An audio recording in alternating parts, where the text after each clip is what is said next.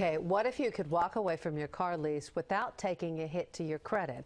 It's what hundreds of Bay Area drivers are doing to save thousands of dollars.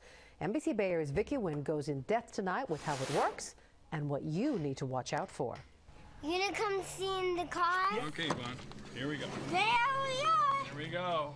With 7 grandkids, This is a kid mobile. and a growing business, John Colbison needed to dump his Cadillac and fast. The Escalade was a 7-seater, and we needed a 12-seater. But he had a year left on his car lease, so he turned to LeaseTrader.com. The site connects people looking to get out of a lease with those who want to take one over.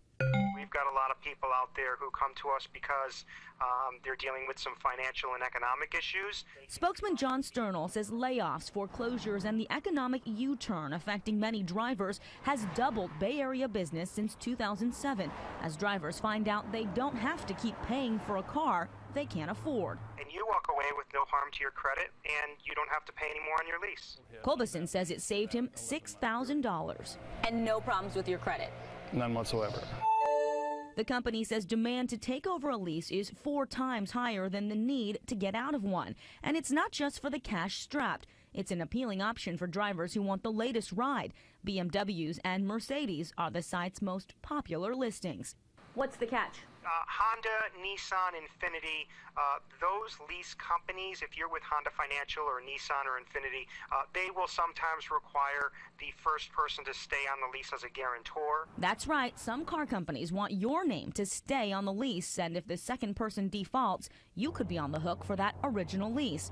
But Sternal says the company runs a thorough credit check on potential lessors, in addition to the one required by the leasing company. Another caveat, the transfers can take longer than expected. BMW, it takes you only 3 days to transfer a vehicle. A company like Toyota, on the other hand, takes you almost 70 days.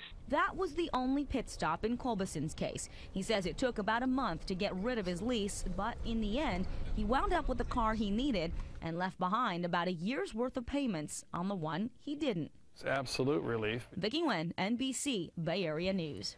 Now, investigators at the DMV say make sure you don't confuse services like LeaseTrader with subleasing, which is where you may pay for a lease under someone else's name. That type of subleasing is not legal.